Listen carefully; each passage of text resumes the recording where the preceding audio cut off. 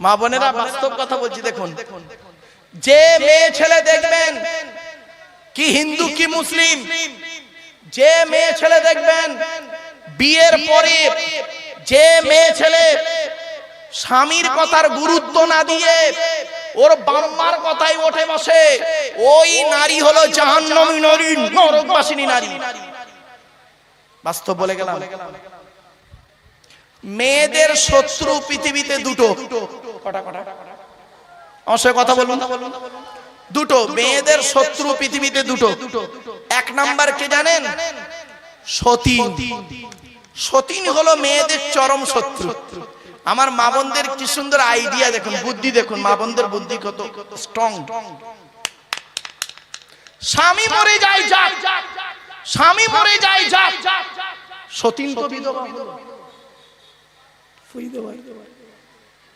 বুঝতে পারেন? স্বামী মরে যায় যাক, সতীন তো বিধবা হলো। ও নিজে যে বিধবা হয়ে গেছে ওর খেয়াল নেই। আমার মা বোনদের আর একটা বুদ্ধি বলি, হুজুর এটা কোন থানা? এই দেখুন মা বোনদের আর একটা শত্রুকে শুনুন। এই যুবক ভাইরা বন্ধুরা শুনে নাও, যুবকদেরকে বলছি, বিয়ে করবে ভালোবেসে বিয়ে করা ভালো নয়, বিয়ে করে ভালোবাসা ভালো। একটা হালাল একটা হারাম। বাড়ি থেকে ভেবো বন্ধু, খালি সাদা চামড়া দেখে ছুটো না, বাস্তব অভিজ্ঞতাকে সামনে রেখে বলছি। মেয়েদের আর একটা শত্রুর নাম কি জানেন? ননদ। ননদ বলে, ননদ হলো মেয়েদের চরম শত্রু। এজন্য আপনাদেরকে আমি অনুরোধ করছি, হিন্দু মুসলিম সকলকে অনুরোধ করছি, আপনারা যখন আপনার বোনেদেরকে ছোলা চিনি জামা কাপড় টাকা পয়সা দেবেন, বউকে না যাইনে দেওয়াটাই হলো উত্তম। আর এখানে অনেকে আছে বউ পাগলা বিবির গোলাম, বউ পাগলা বিবির গোলাম। বোনকে একটা শাড়ি দিচ্ছে, বোনকে একটা শাড়ি দিচ্ছে বউকে জানিয়ে, জানো সোনা এইটা বোনকে দিচ্ছি, ওর কলজা ফেটে যাবে। ঠিক না বেটি? আচ্ছা কেনই বা আপনারা বইয়ের অনুমতি নেবেন না? আপনারা কেন বইয়ের অনুমতি নেবেন না? অবশ্যই আপনাদের বইয়ের অনুমতি নিতে হবে, অবশ্যই নিতে হবে বইয়ের অনুমতি। কেন নেবেন? কেন নেবেন বলবো, বলবো, রাগ করবেন না, ভালো করে শুনুন। কেন অনুমতি নেবেন বইয়ের? 50,000 টাকা ইয়াম্মা গাড়ি 5 ভরি সোনার বিনিময়ে। কবে বলেছিলেন? বাসর রাতে, বাসর রাতে, ফুলসজ্জার রাতে, গভীর রাতে, বইয়ের ঘরে একা একা যখন ঢুকেছিলেন, মনে মনে কি বলেছিলেন একটু স্মরণ করিয়ে দিই। 50,000 টাকা ইয়াম্মা গাড়ি 5 ভরি সোনার বিনিময়ে আজ থেকে তোমার বাপের কেনা চাকর গোলাম হইয়া গেলাম। তুমি যাহাই বলিবে তাহাই শুনিব। গন্ডগোল যদি করি মারিতে দ্বিধাবোধ করিবে না। তোমার বিরুদ্ধে যদি কোনোদিন কোনো গন্ডগোল করিয়ে থাকি, স্বরূপনগর থানায় বধূ নির্যাতন কেস দিয়া বাপ আর মাকে জেলে খাটাইয়া লকাপে ঢুকাইয়া আমারে পেটাই দেবে। হয়েছে বাবা? অসুবিধা হচ্ছে? লজ্জা করে না? আপনি তো বিক্রি হয়ে গেছেন আপনার বইয়ের বাপের কাছে। যে ছেলেটা মাধ্যমিক পাশ করলো, নিরুপমার করুণ গল্পটা গল্পগুচ্ছ কাহিনী রবীন্দ্রনাথের লেখা দেনা পাওনা গল্প পড়ার পরে সে ছেলে যদি বলে মাধ্যমিকে স্টার পেয়েছি, আমার সার্টিফিকেটের দাম হলো 50,000 টাকা ইয়াম্মা গাড়ি 5 ভরি সোনা, তবে একটা গরিবের মেয়েকে বিবাহ করব। আমি আব্দুল্লাহ কিল মারুফ বলে গেলাম, মাধ্যমিকে স্টার পাওয়া ছেলেটার থেকে যে ছেলেটা 4 পাস করে বাড়িতে বসে থাকে, 4 পাস করা ছেলেটা মাধ্যমিকে স্টার পাওয়া ছেলের থেকে ভালো। এই কোরআনে বলা হয়েছে সাম্মাউনা লিল কাযবি আকালুনা লিস সুহুদ। সুহুদের তাফসীরে ব্যাখ্যায় বলা হয়েছে বিয়ের পণ্যমা তেমন হারাম, ব্যভিচার করা যেমন হারাম, অবৈধ নোংরা কাজ। আপনি কোথায় আছেন? চলুন এগিয়ে যাই একটু একটু করে। আচ্ছা ভাই, পুত্র সন্তান দেওয়ার মালিক কে? জোরে বলুন। আল্লাহ। কন্যা সন্তান দেওয়ার মালিক কে? আল্লাহ। কত ফেরেশতা মার্কা লোক আছেন, আমি তো ভাবতেই পারতাম না। তা আল্লাহ যদি পুত্র সন্তান দিল, কন্যা সন্তান দিল, তাহলে একটা বৌমার 6টা কন্যা সন্তান হয়েছে বলে তার শাশুড়ি তার বৌমাকে বলে তোর পেটে বেটা ছেলে নাই, তুই বেরো। একথা কেন বললো? আপনি ছেলে হয়ে কোনো প্রতিবাদ করতে পারলেন না, আপনি পুরুষ। ছি ছি ছি ছি ছি ছি ছি। আপনাকে পুরুষ বললো কে? আপনি তো নিকৃষ্ট মানুষ। শুনে নিন, আমি আপনাদের রেফারেন্সটা দিয়ে দিচ্ছি। মেডিকেল সায়েন্স কি বলছে দেখি। ক্লাস 10 জীবন বিজ্ঞান চ্যাপ্টারটার নাম লাইফ সায়েন্স। জেনেটিক্স বলে চ্যাপ্টারটার নাম, বইটার নাম হলো লাইফ সায়েন্স, চ্যাপ্টারটার নাম হলো জেনেটিক্স বা বংশগতি। বংশগতি বিদ্যার জনক হলো গেগর জোহান মেন্ডেল। দুটো সূত্র আবিষ্কার করেছিলেন, পৃথক মণ্ডলের সূত্র, স্বাধীন মণ্ডলের সূত্র। এক্স আর ওয়াই কে দিয়ে মোটর গাছ কিনে গবেষণা করেছিলেন। মেন্ডেল কি বলছে জানেন? শুনে নিন। আধুনিক বিজ্ঞান বলছে সন্তানের লিঙ্গ নির্ধারণ হয়, সন্তানের লিঙ্গ নির্ধারণ হয় বাপের, মায়ের, বাপের কারণে। মায়ের এতে কোনো হাত নেই। ও শাশুড়ি মা, দোষ যদি দিতে হয় ছেলেকে দাও, বৌমাকে নয়। আর আপনি করলেন কি, কন্যা সন্তান হয়েছে বলে আপনি মুখটা মেকিয়ে দিলেন। এখানে অনেক ব্যক্তি বসে আছেন, দাঁড়িয়ে আছেন, কি হিন্দু কি মুসলিম, যদি মেয়ে ছেলে হয়েছে মুখ বেঁকে যায়, ছি ছি ছি ছি। আর বেটা ছেলে হলে খুব আনন্দ করে মিষ্টি বিলন মানুষকে। শুনে নিন, 10টা কুনিকৃষ্ট পুত্র সন্তানের থেকে, 10টা কুপুত্র নিকৃষ্ট সন্তান, কুনিকৃষ্ট পুত্র সন্তানের থেকে একটা সুকন্যা সন্তানই যথেষ্ট। আপনারা কি বলেন? 10টা নিকৃষ্ট পুত্র সন্তানের থেকে একটা সুকন্যা সন্তানই যথেষ্ট। বাস্তব কথা বলে গেলাম। আপনি কন্যা সন্তান হলে মুখ দেখিয়ে দেন, কি হিন্দু কি মুসলিম। শুনে নিন, এই পৃথিবীতে একজন নবী এসেছিল ইহুদিদের হেদায়েতের জন্য, নাম হলো তার মুসা নবী। মুসা নবী নাম শুনেছেন? আরে ভাই বলুন না। তো মুসা নবী একদিন সৃষ্টিকর্তাকে বলছেন, ওগো সৃষ্টিকর্তা, ওগো সৃষ্টিকর্তা, তুমি খুশি হলে কি করো? সৃষ্টিকর্তা বললেন, মুসা, আমি যে এলাকায় খুশি হই ওই এলাকায় আকাশ থেকে বাড়ি বর্ষণ করি। জোরে বলো। তারপরে মুসা নবী বললেন, ওগো সৃষ্টিকর্তা, তুমি তার থেকে বেশি খুশি হলে কি করো? সৃষ্টিকর্তা বললেন, যে ব্যক্তির উপরে আমি খুশি হই, যে ব্যক্তির উপরে আমি খুশি হই ওই ব্যক্তির বাড়িতে অতিথি মেহমান পাঠিয়ে দিই। আজকের এই হঠাৎগঞ্জের 2 দিন ব্যাপী জলসাকে কেন্দ্র করে যাদের যাদের বাড়িতে অতিথি মেহমান এসেছেন তারা অতি ভাগ্যবান ব্যক্তি। তবে দুঃখের বিষয় কি জানেন? অতিথিরা এসেছেন, মাঠে মাঠে ঘুরেছেন আর খেয়েছেন, পালিয়েছেন, জলসার প্যান্ডেলে বসেননি। তারা কিন্তু সমস্যায় পড়েছেন, অসুবিধা হচ্ছে। 3 নাম্বার, হযরতে মুসা নবী সৃষ্টিকর্তাকে বললেন, ওগো সৃষ্টিকর্তা দয়াময়, তুমি সব থেকে যখন বেশি খুশি হও তখন কি করো? সৃষ্টিকর্তা বলেছিলেন, মুসা, পৃথিবীতে যে ব্যক্তির উপরে আমি খুশি হই, যে ব্যক্তির উপরে আমি খুশি হই ওই ব্যক্তির বাড়িতে কন্যা সন্তান দান করি। আপনি কোথায় আছেন? কন্যা সন্তান হলে আপনার মুখ বেঁকে যায়, আপনি পুরুষ। ছি ছি ছি ছি। আপনি শিক্ষিত লোক, আপনাকে শিক্ষিত লোক বলাই পাপ পাপ পাপ। আপনি হলেন নরকের কীট। মনে রাখবেন মুহাম্মদ সাল্লাল্লাহু আলাইহি ওয়াসাল্লাম কি বলেছেন একবার দেখি।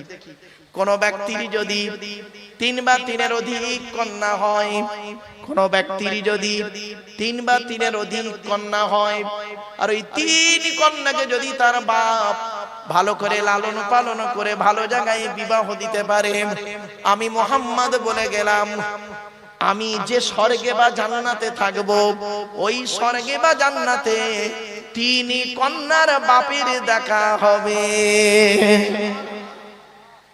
আপনি কি ভাবলেন? চলুন একটা একটা করে বলি, অসুবিধা হচ্ছে আপনাদের? আচ্ছা বাবা, কালো রং তৈরি করার মালিক কে? জোরে বলুন। ফর্সা রং তৈরি করার মালিক কে? এখানে এমন ভাবে কথা বলছেন যেন মনে হচ্ছে আজই সন্ধ্যা 6টার সময় জান্নাতের জানালা ভেঙে সব পালিয়ে আসছে। এই মুসলমান হিন্দু, কালো রং তৈরি করার মালিক যদি আল্লাহ হয়, ফর্সা রং তৈরি করার মালিক যদি আল্লাহ হয়, তাহলে কালো মেয়েদের বিয়ে দিতে গেলে, কালো মেয়েদের বিবাহ দিতে গেলে 20,000 টাকা এক্সট্রা অতিরিক্ত টাকা নাও কেন?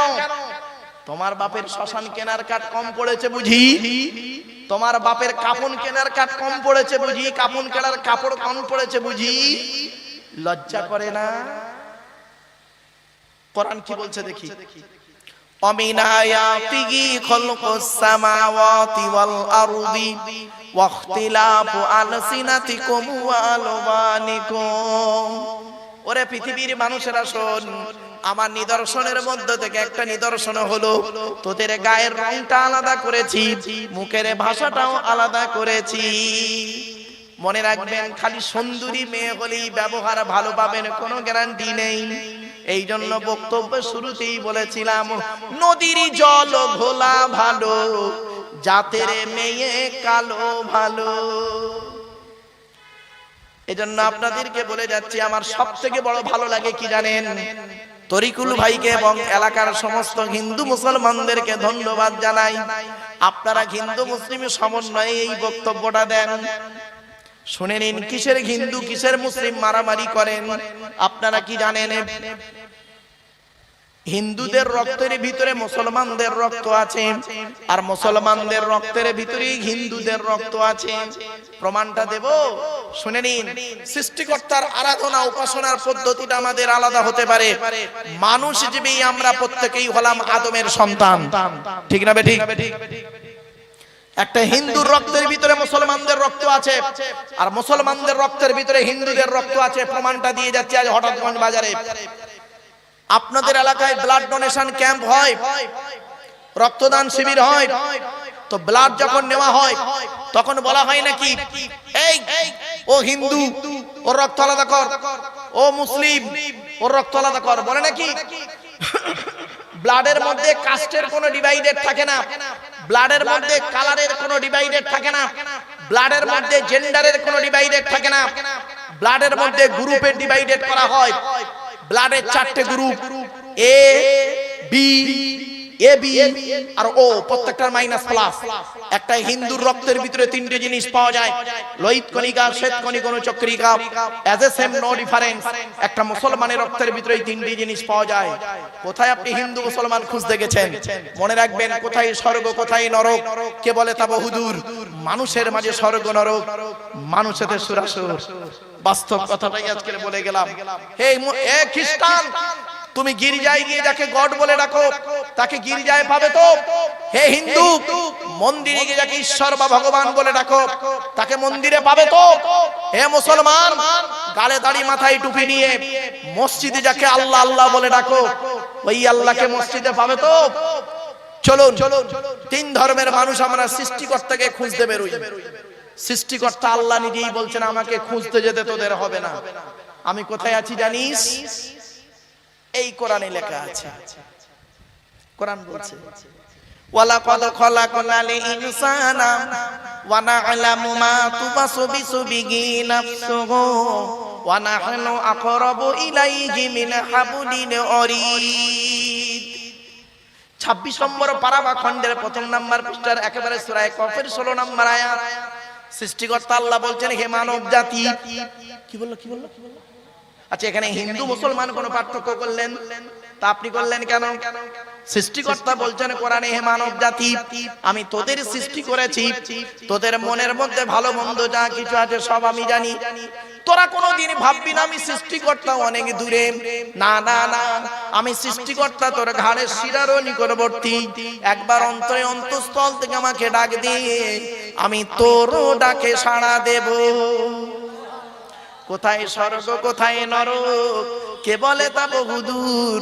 মানুষের মাঝে স্বর্গ নরক, মানুষেতে সুরাসুর। কি ভাবলেন? আমাদের আসার রাস্তা ছিল একটা, যাওয়ার রাস্তা অনেকটা। আসার রাস্তা একটা মানে আমরা প্রত্যেকেই বাপের পৃষ্ঠ হতে মায়ের পেটে থেকে পৃথিবীর মুখ দেখেছি, ঠিক না? ঠিক। আর যাওয়ার রাস্তা, কেউ যায় শ্মশানে, কেউ যায় কবরে, কেউ যায় গর্তে, কেউ যায় নদীতে। মনে রাখবেন, আসার ডেটটা ঠিক ছিল, যাওয়ার ডেটটা কিন্তু আমাদের কারোর নির্ধারিত নেই, ঠিক না? ঠিক। এখানে বসে ভাবুন, একটু কি শিক্ষা অর্জন করেছেন? আমরা জ্ঞানের অহংকার করি। আমি সেদিন মাস্টার ডিগ্রি ছেলেদেরকে পড়াতে বলছিলাম, এমএ সেকেন্ড ইয়ারের স্টুডেন্টদেরকে পড়াতে বলছিলাম, জ্ঞানের 3টে স্তর আছে। কটা কটা? তিনটে স্তর, একটু মাথায় রাখুন প্লিজ, অনুরোধ করছি আপনাদের। জ্ঞানের তিনটে স্তর। প্রথম স্তরের জ্ঞানীরা হয় কি জানেন? অহংকারী। প্রথম স্তরের জ্ঞানীরা হয় অহংকারী। সামান্য জ্ঞান অর্জন করেছে, ওই দুই একটা ডিগ্রি করেছে, মাধ্যমিক, উচ্চ মাধ্যমিক, গ্রাজুয়েশন কমপ্লিট করেছে, মনে করে অনেক কিছু শিখে ফেলেছি। ঘুরিয়ে যদি তাকে প্রশ্ন করা হয়, তুই তো বাংলায় গ্রাজুয়েশন কমপ্লিট করেছিস, বিএ পাস করেছিস, তো একটা ভাষার মধ্যে অ থেকে চন্দ্রবিন্দু চাঁদ, এই ভাষাটার ভিতরে, বাংলা ভাষার ভিতরে ব অক্ষরটা দুবার কেন? প ফ ব অন্তর্য র ল কেন? একটা ভাষার মধ্যে একই অক্ষর দুবার এলো কেন?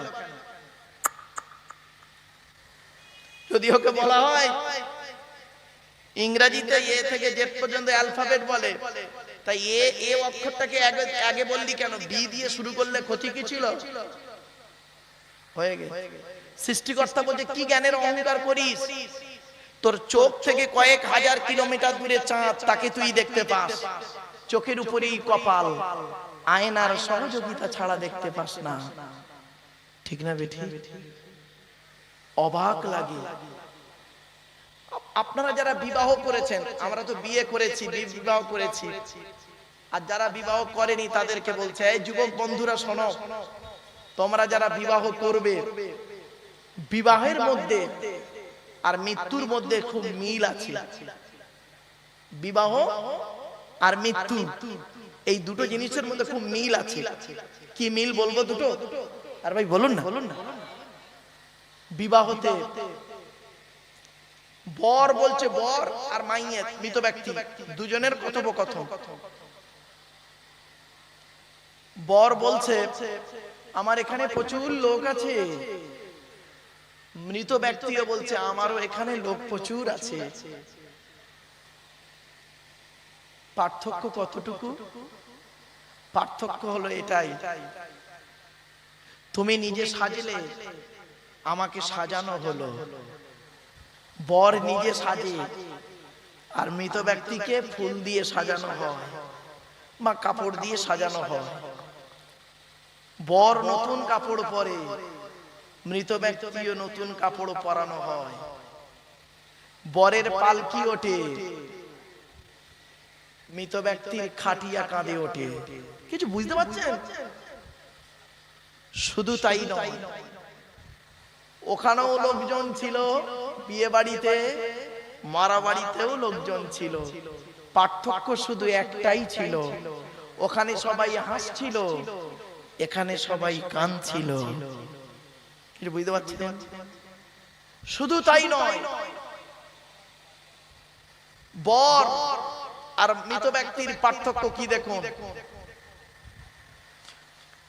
ওখানে মৌলবী সাহেব ছিল, ধর্মগুরু যাকে বলেন, হিন্দু মুসলিম যাই হোক।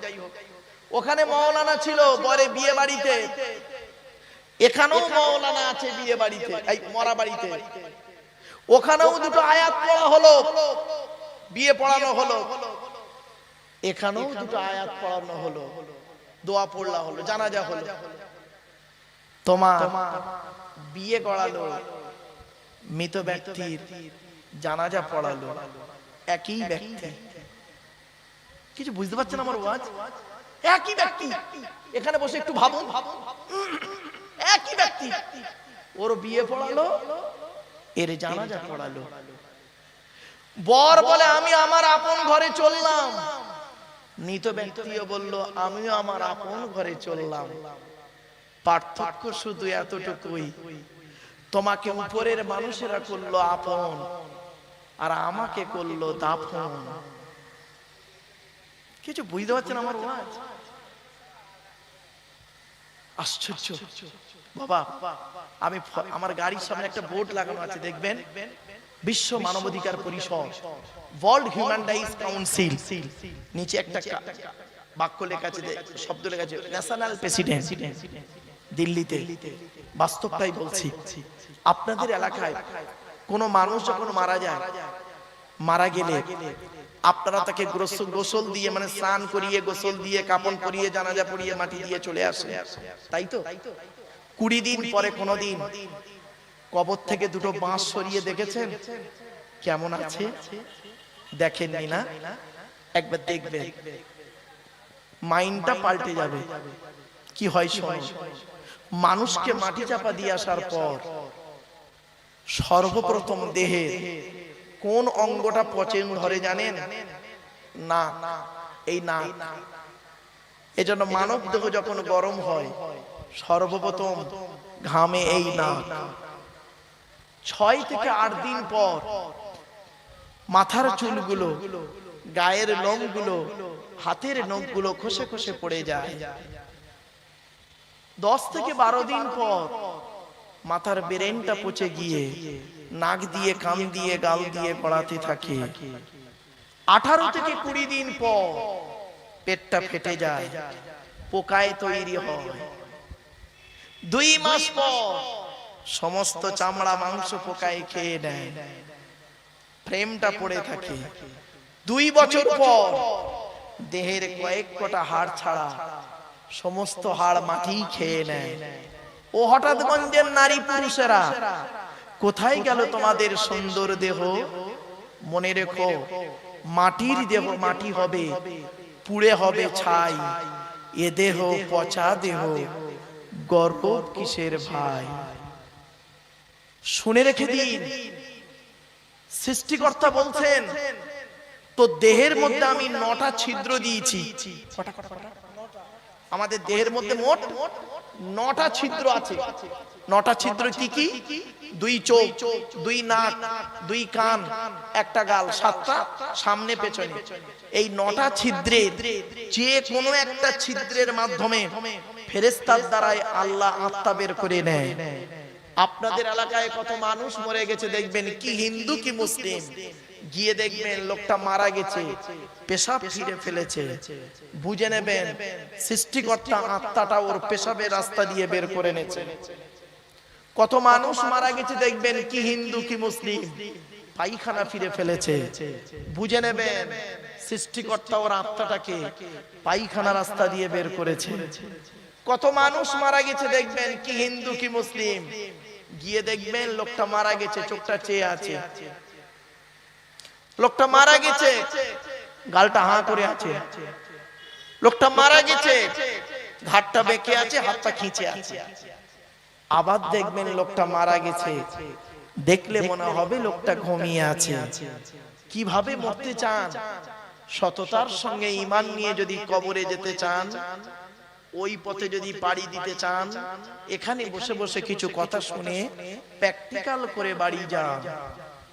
জ্ঞানী গুণী বুদ্ধিজীবী মানুষ, বক্তব্য শোনার লোকের অভাব, আওয়াজ শোনার লোকের অভাব নাই। এজন্য আমি বলেইছিলাম, আমার বক্তব্য শুনতে গেলে একটু ব্রেন থাকতে হবে, একটু সময় দিতে হবে, আর একটু ধৈর্য রাখতে হবে। আর একটু হবে না, বন্ধ করে দেবো? হবে একটু? শোনেন, একটা একটা করে বলে যাচ্ছি। সত্য কথা বলুন, এখানে কেউ মিথ্যা বলবেন না। হিন্দু মুসলিম সকলকে বলছি, আমার বক্তব্য সকল ধর্মের সমন্বয়। দয়া করে একবার হাতটা তুলবেন আপনারা, কাদের বাপ মারা গেছে অথবা মা মারা গেছে অথবা বাম্মা দুজনে মারা গেছে। হাত নামান, হাত নামান, হাত নামান। আমিও আপনাদের মতো একজন পিতামাতা হারা সন্তান।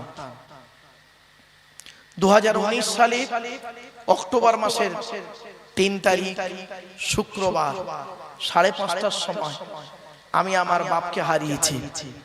2023 সালে জুন মাসের 28 তারিখ বৃহস্পতিবার বেলা 11:30টার সময় বগরা ঈদের দিন আমি আমার মাকে হারিয়েছি। আপনারাও আপনাদের মাকে হারিয়েছেন, বাপকে হারিয়েছেন। আমি আমার মায়ের জানাজা আমি পড়িয়েছি, বাপের জানাজা আমি পড়িয়েছি। কবরে আমি নেমেছিলাম।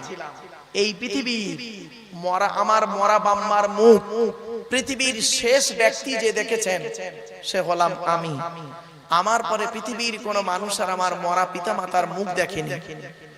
আপনাদেরও পিতামাতাকে যখন শেষবারের মতো খাটিয়াটাকে তুলে নিয়ে যাওয়া হচ্ছিল, কি শ্মশানে কি কবরে, শেষবারে আপনার বাবা মার মুখটা একবার দেখানো হয়েছিল।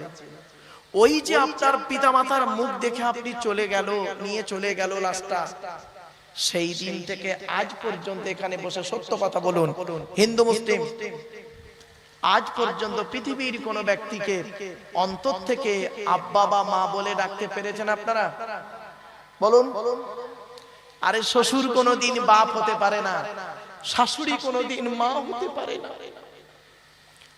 শ্বশুর তোমার বাপ হয়েছে 20 বছর পরে তার মেয়ে দেওয়ার কারণে, শাশুড়ি তোমার মা হয়েছে 20 বছর পরে তার মেয়ে দেওয়ার কারণে।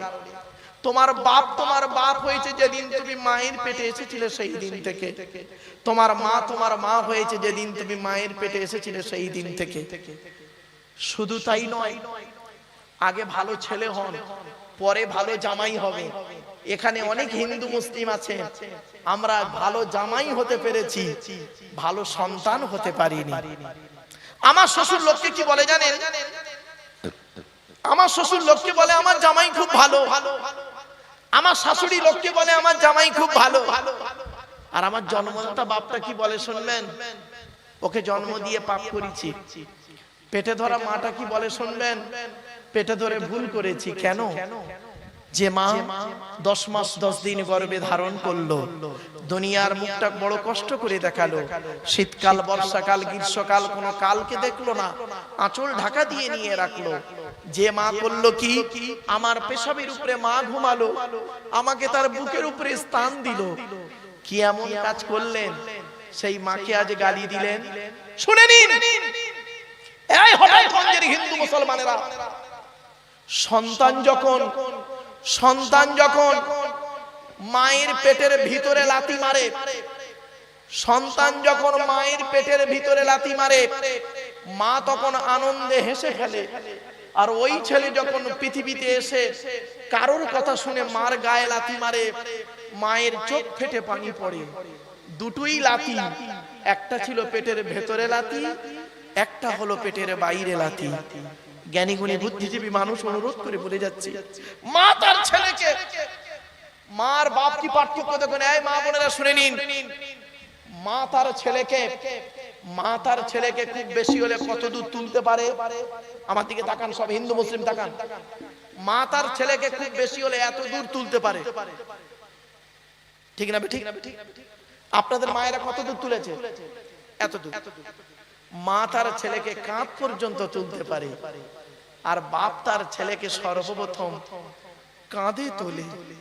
কাঁধে তুলে বাপ বলে, বেটা আমি লেখাপড়া শিখতে পারিনি রে, আমার পরিশ্রমের টাকা তোকে লেখাপড়া শেখালাম, তুই আমার কাঁধে বসে আমি জানা দেখতে পাচ্ছি তার থেকে অনেক দূরে তুই দেখ, আমার মন খুশি হয়ে যাবে। তারপরে বাপ কি করে? ছেলেটাকে কাঁধ থেকে মাথায় তুলে নেয়, মাথায় তুলে নিয়ে বলে, বেটা আমার ভবিষ্যৎ বেশি দিন নয়, আমি মারা যাব, তুই আমার মাথায় উঠে সারা পৃথিবী দেখ। বাপের রেখে যাওয়া সম্পত্তি দিয়ে আপনি আজকের MA পাস করলেন, মাস্টার ডিগ্রি করলেন, চাকরি পেলেন, আর বউটাকে নিয়ে ঘর ভাড়া করে থাকতে চলে গেলেন কলকাতায়। বাপ মাকে দেখলে না, তোমাকে শিক্ষিত লোক বলাটা হলো পাপ। কি হিন্দু কি মুসলিম, অনুরোধ করে বলে যাচ্ছি, বাম্মা হলো অমূল্য রত্ন। শুধু তাই নয়, শুনে নিন, বাপ কার নাম শুনুন। বাপ কাকে বলে? বাপ তাকে, সেই বাপ তার নাম যে নিজে না খেয়ে বাচ্চাকে খাওয়ায়। বাপ তার নাম নিজে না সেজে সন্তানকে সাজায়। বাপ তার নাম।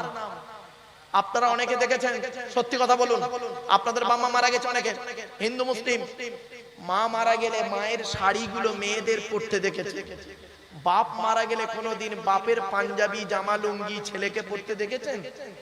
বলুন। কারণ কি? বাপের অত জামা থাকে না, বাপের একটা জামাই যথেষ্ট। একটা জুতো দিয়ে বাপ বছর কাটিয়ে দেয়। সেই বাপ কি জিনিস? এই কোরআনে আছে 16 জায়গায় পিতামাতার সেবা যত্ন করুন। এজন্য অনুরোধ করে বলে যাচ্ছি, স্ত্রীর কথা শুনে বাম্মাকে কাঁদাবেন না। আপনি স্বর্গ খুঁজতে বেরিয়েছেন, জান্নাত খুঁজতে বেরিয়েছেন, মুসলমানেরা কোথায়? এই প্যান্ডেলে এসে জান্নাত খুঁজতে এসেছে। আল্লাহর নবী মুহাম্মদ সাল্লাল্লাহু আলাইহি ওয়াসাল্লাম বলেছেন, ইন্নাল জান্নাতা তাহতা আকদামিল উম্মাহাত, হে ছেলেমেয়েরা তোদের জান্নাত হলো তোদের বাপ আর মায়ের পায়ের তলায়। আগে বাম্মাকে খুশি করুন।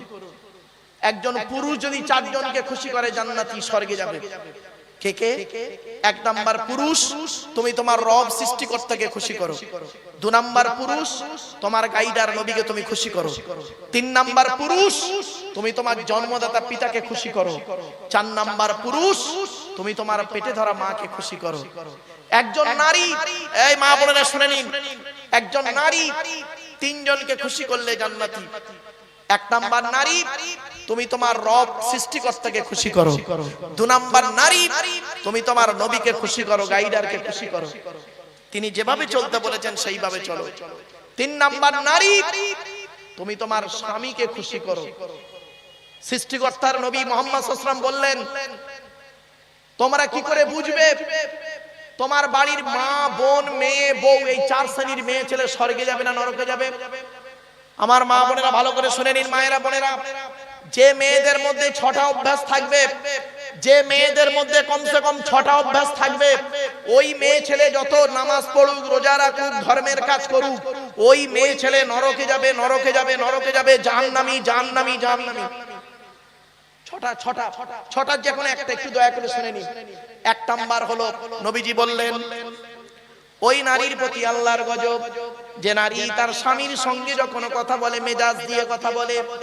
অনেক মা বোন আছে দেখবেন, পাড়ার লোকের সঙ্গে কথা বলে মিষ্টি ভাষায়, স্বামীর সঙ্গে যখন কথা বলে মেজাজ দিয়ে। জানি না কেন, হয়তো হতে পারে মেয়েটা সুন্দরী মেয়ে, গায়ের চামড়া সাদা, স্বামীর গায়ের চামড়া হয়তো কালো। হতে পারে মেয়েটা হয়তো এমএ পাস, স্বামী হয়তো 8 ফেল। হতে পারে মেয়েটা হয়তো বড় লোক ঘরের মেয়ে, স্বামীটা হয়তো গরিব ঘরের ছেলে। উপরওয়ালা জানে। দুই নাম্বার হলো, ওই নারীর প্রতি আল্লাহর লানত। ওই মেয়ে ছেলে নরকবাসিনী নারী, ওই স্ত্রী নরকবাসিনী। আপনারা এখানেই বুঝে নিন। কি করে বুঝবেন আপনার স্ত্রী একজন নরকে যাবে, জাহান্নামে যাবে, কি করে বুঝবেন এখান থেকে শিখে নিন। দুই নাম্বার হলো, যে নারী স্বামীর দুর্নাম বদনাম অন্যের কাছে করে বেড়ায়। অনেক মেয়ে ছেলে আছে দেখবেন, কি করে দেখবেন, দু ছেলের মা হয়ে গেল, সে 9 পড়তে পড়তে যে ছেলেটার সঙ্গে প্রেম করত, বাল্য প্রেমিকের সঙ্গে আজও পর্যন্ত তার প্রেম লেগে আছে। স্বামীর গুরুত্ব নেই, কিন্তু প্রেমিকের গুরুত্ব খুব বেশি। তিন নাম্বার হলো, ওই মেয়ে ছেলে আল্লাহর লানত পড়বে ওই মেয়ে ছেলের উপরে, যে মেয়ে ছেলে স্বামী থাকতে অন্য পুরুষের সঙ্গে পরকীয়ায় লিপ্ত হয়। চার নাম্বার হলো, ওই নারীর প্রতি আল্লাহর লানত, যে মেয়ে ছেলে স্বামীর বিছানা ছেড়ে দিয়ে অন্য বিছানায় রাত কাটায়। 4 নাম্বার হলো, 5 নাম্বার হলো, ওই নারী নামাজ পড়ে রোজা রেখে ধর্মের কাজ করে নরকে যাবে, যে নারী স্বামীর পরিবারের সঙ্গে খারাপ আচরণ করে। স্বামীর পরিবারকে, স্বামীর বাপ, স্বামীর মা, স্বামীর ভাই, স্বামীর বোন। অনেক মেয়ে ছেলে আছে দেখবেন, স্বামীকে খুব ভালোবাসে, স্বামীর বাপ ভাইকে দেখতে পারে না। ও নারী হলো জাহান্নামী নারী। পুরুষরা তার শ্বশুর শাশুড়িদেরকে জানা ভালোবাসে। নারীরা যদি, মেয়ে ছেলেরা যদি ওদের শ্বশুর শাশুড়িকে 4 আনা ভালোবাসতো, সংসারটা স্বর্গ জান্নাত হয়ে যেত। ঠিক না ঠিক? এগুলো হলো মেয়ের বাম্মার উচিত। ডাইসটা ভালো হবে, ডাইস যদি ভালো হয়, ও ডাইস থেকে যেটা বেরোবে ভালোই বেরোবে। আর ডাইসটা যদি খারাপ হয়, ও ডাইস থেকে যেটা বেরোবে খারাপ বেরোবে। ডাইসটার নাম হলো বাপ আর মা। এজন্য প্যারেন্টস, পিতামাতা যাতে হতে পারে না, অনুরোধ করে বলে আমার বাপেরা। 6 নাম্বার হলো, ওই নারীর প্রতি আল্লাহর লানত, যে নারী স্বামীকে বলে, তোমার সঙ্গে বিয়ে হয়ে আমার জীবন নষ্ট হয়ে গেছে।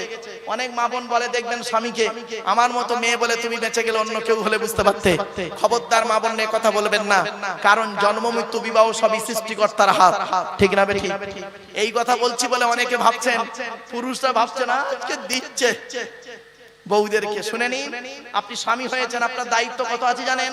মুহাম্মদ সাল্লাল্লাহু আলাইহি ওয়াসাল্লাম বলেছেন, প্রত্যেক স্বামীর দায়িত্ব হলো স্ত্রীকে কমসে কম 17টা শিক্ষা দিতে হবে। কটা? তা বউকে কটা শিক্ষা দিয়েছেন? একটাও তো দেননি, অন্তত 2-4টে শুনে নেন 1 মিনিটের মধ্যে। হাতে টাইমও নেই, এই জন্য বলি সে সবে 12:30 বেজে গেছে। অসুবিধা হচ্ছে ভাই? হ্যাঁ আসছেন নাকি বক্তা? আচ্ছা আর 2 মিনিট বাকি।